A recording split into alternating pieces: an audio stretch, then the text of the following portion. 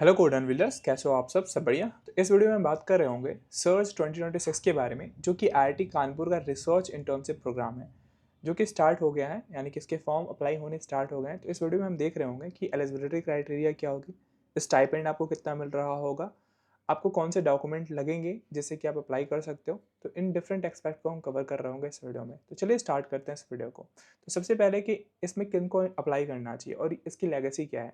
तो ऐसा नहीं है कि नया स्टार्ट होने वाला है, ये जो प्रोग्राम है वो 8 मई 2006 से ये आपका कंटिन्यूअस चल रहा है। ठीक है, तो ये काफ़ी पुराना प्रोग्राम है, 20 साल हो गए इस प्रोग्राम को रन करते हुए। ऑब्जेक्टिव जो इसका है कि कोई भी अंडर ग्रेजुएट स्टूडेंट है वो रिसर्च कल्चर डेवलप करना चाहते हैं तो उनके लिए बेस्ट होगा। अगर आप हायर स्टडीज़ के लिए एमएस वगैरह अब्रॉड जाना चाहते हो तो वहाँ पे भी रिसर्च को काफ़ी वैल्यू किया जाता है, तो वहाँ पे भी आप अप्लाई कर सकते हो इसको। ठीक है, मोड की मैं बात करूँ, काफ़ी इंपॉर्टेंट होता है। जो बच्चे पूछते हैं कि ऑफलाइन या ऑनलाइन है, तो ये जो इंटर्नशिप होगा वो ऑफलाइन मोड में होगा। आपको ऑन कैंपस जाना होगा, आपको आईआईटी कानपुर विजिट करना होगा, उनके प्रोफेसर के साथ आपको क्या करना होगा, रिसर्च करना होगा। तो ऑनलाइन ये प्रोग्राम नहीं होने वाला है। समझ में आ गया। अब बात करते हैं इंपॉर्टेंट टाइमलाइन को लेके। ये काफ़ी इंपॉर्टेंट है। जिसका एप्लीकेशन विंडो है वो 2 फरवरी से स्टार्ट हो चुका है, और इसका लास्ट डेट जो होने वाला है अप्लाई करने का वो है 22 फरवरी। आपको 20 दिन का टाइम मिला है, यानी कि एप्लीकेशन विंडो ओपन है। अगर इंटरेस्टेड हो तो आप इसको अप्लाई कर सकते हो अभी। जब आप अप्लाई कर दोगे तो इसका जो रिजल्ट अनाउंस होगा वो 23 मार्च को अनाउंस होगा। जो प्रोग्राम स्टार्ट होने वाला है, तो ऐसा नहीं कि 2 फरवरी को आपने फॉर्म अप्लाई कर दिया तो आपका जस्ट मार्च में स्टार्ट हो जाएगा, नहीं। जब आपका समर वैकेशन होगा तब आपके ये जो इंटर्नशिप है वो स्टार्ट होगा। जो प्रोग्राम स्टार्ट होने वाला है वो 11 मई से स्टार्ट होने वाला है 2026 में, और जो प्रोग्राम खत्म होगा वो होगा 10 जुलाई को। ठीक है, तो ये इंपॉर्टेंट डेट है, वो याद रख लो। जो पूरा प्रोग्राम है वो 8 वीक का होने वाला है। समझ में आ गया। तो ये इंपॉर्टेंट डेट आप मार्क कर लो कैलेंडर में, जिससे कि आप इसको भूल ना जाओ। अब बात करते हैं एलिजिबिलिटी मैट्रिक्स के बारे में कि कौन से लोग एलिजिबल होंगे। तो देखो, इसमें 3 कैटेगरी आती है। एक होता है कि ऐसे स्टूडेंट जो आईआईटी कानपुर के नहीं हैं, वो कोई और इंस्टीट्यूट में पढ़ रहे हैं लेकिन वो इंडियन है, तो कैटेगरी A1 है। ठीक है, कैटेगरी बी में वो फॉल करते हैं जो आईआईटी कानपुर के स्टूडेंट हैं, और कैटेगरी सी में वो आते हैं जो सार्क, यानी कि जो अब्रॉड के, जो सार्क कंट्री के जो स्टूडेंट हैं वो इसमें आएंगे। तो मेनली इस वीडियो में हम नॉन आईआईटी कानपुर के जो स्टूडेंट हैं, जो इंडियन, उनके बारे में बात कर रहे होंगे। अगर मैं एलिजिबिलिटी क्राइटेरिया की बात करूं, अगर आप बीटेक में हो, बीई कर रहे हो, बीआर कर रहे हो, या फिर बीएस कर रहे हो, लेकिन इसमें है आपके थर्ड ईयर में आप होने चाहिए तब आप एलिजिबल हो। अगर आप बीएससी कर रहे हो या बीए कर रहे हो और इसमें आप सेकेंड ईयर में हो तो एलिजिबल हो। जो परफॉर्मेंस मैट्रिक्स होगा उसके लिए क्या होगा कि मिनिमम जो सीपीआई इन्होंने मांग रखा हुआ है वो 6 है, यानी कि 60% है। समझ में आ गया। तो सीपीआई काफ़ी इंपॉर्टेंट है। अगर आपका 6 से नीचे है तो आप अप्लाई नहीं कर सकते हो। आप अगर बीटेक बी आर कर रहे हो तो उसमें थर्ड ईयर होना जरूरी है, बीएससी और बीए के लिए सेकंड ईयर। समझ में आ गया। आगे बढ़ते हैं। फाइनेंशियल सपोर्ट यानी कि स्टाइपेंड काफ़ी लोगों का होता है कि यार ये बताओ कि ये पेड है या अनपेड है। तो एक वर्ड में, ये पेड इंटर्नशिप है। इसमें 4 टीयर हैं। टीयर 1 में है इंस्टीट्यूट फंडेड, टीयर 2 में है पार्सल फंडेड, टीयर 3 है आपका प्रोजेक्ट फंडेड, और टीयर 4 है सेल्फ फंडेड। अगर आप इंस्टीट्यूट फंडेड में आते हो, यानी कि ये डिपेंड करता है आपका प्रोफाइल कितना है, आपका सीपीआई कितना है। फिर जब रिजल्ट अनाउंस होगा तो आपको पता चल जाएगा कि आप इंस्टीट्यूट फंडेड में आ रहे हो या किस में आ रहे हो। तो अगर आप इंस्टीट्यूट फंडेड में अलाई कर रहे हो, आपका प्रोफाइल अच्छा है, तो इसके केवल टोटल 60 स्लॉट्स हैं, तो इसमें जो स्टाइपेंड मिलेगा वो आपको 16,000 मिलेगा। इसके रिक्वायरमेंट क्या है कि सीपीआई जो होना चाहिए वो 8.5 या 8.5 से ज़्यादा होने चाहिए। टीयर 2 में जो होंगे वो पार्शियल फंडेड में क्या होगा, इसमें भी 60 सीट्स अवेलेबल हैं। इसका जो स्टाइपेंड है वो इंस्टीट्यूट फंडेड से कम है, यानी कि हाफ हो जा रहा है। इसमें आपको 8,000 मिलेगा। ठीक है, स्टाइपेंड। इसकी भी रिक्वायरमेंट सीपीआई क्या होनी चाहिए, वो 8.5 या 8.5 से ज़्यादा होना चाहिए। टीयर 3 में क्या है, प्रोजेक्ट फंडेड। इसमें क्या होगा, इसमें जो आपकी फंडिंग प्रोवाइड की जाएगी वो डायरेक्टली फैकल्टी मेंबर के द्वारा दिया जाएगा। ठीक है, इसमें अमाउंट वेरी कर सकता है।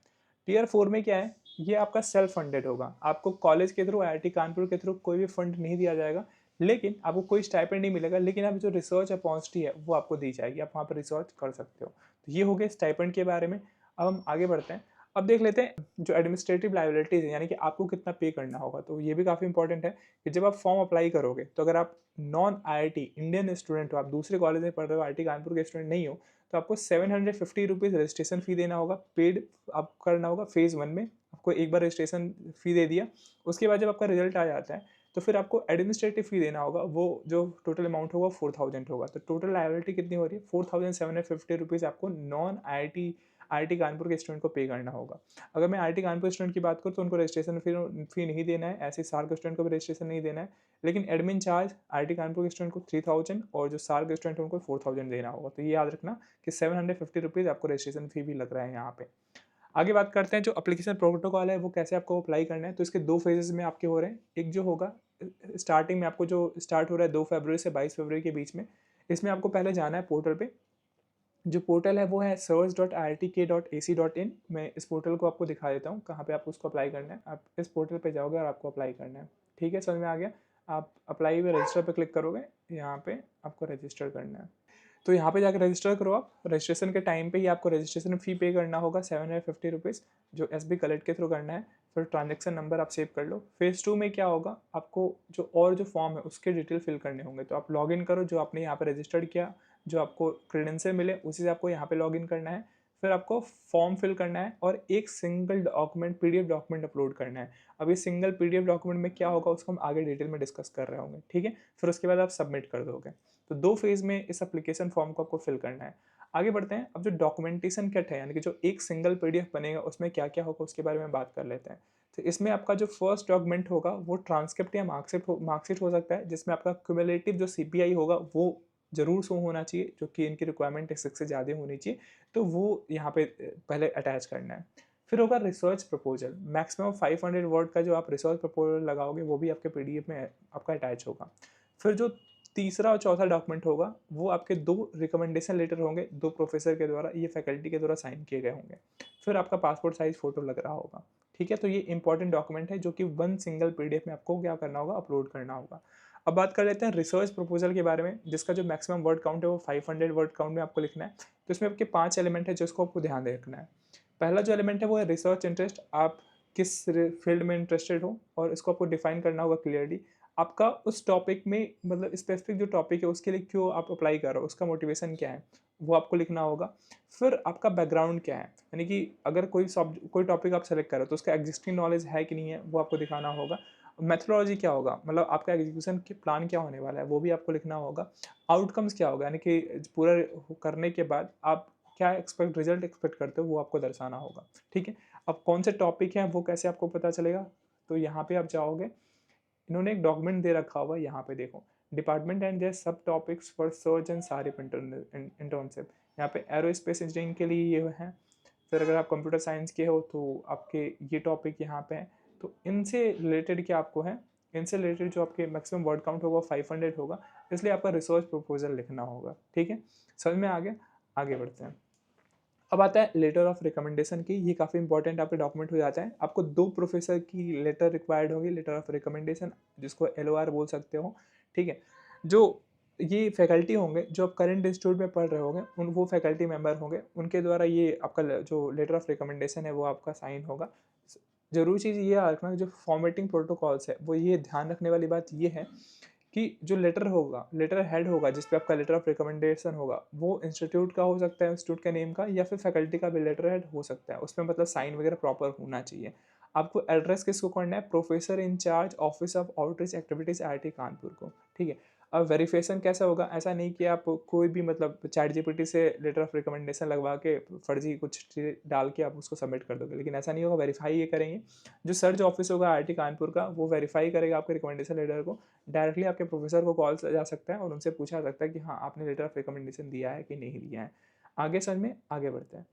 अब बात आती है लॉजिस्टिक एंड एकोमोडेशन की। तो जो हाउसिंग वगैरह है वो आपको आईआईटी कानपुर में ही दिया जाएगा, लेकिन इसमें जो बोर्डिंग लॉजिंग और मेस चार्ज होंगे वो पार्टिसिपेंट को खुद पे करना होगा, मतलब आईआईटी कानपुर के द्वारा ये प्रोवाइड नहीं किया जाएगा। जो इसका कन्फर्मेशन डेट है वो आपको 5 मई तक आ जाएगा, ठीक है। कहाँ आपको मतलब कौन सा हॉस्टल मिलेगा, किस तरीके से मिलेगा, 5 मई तक आपको पता चल जाएगा। कैंपस आप एक्सेस कर सकते हो ड्यूरिंग आपके इंटर्नशिप के दौरान।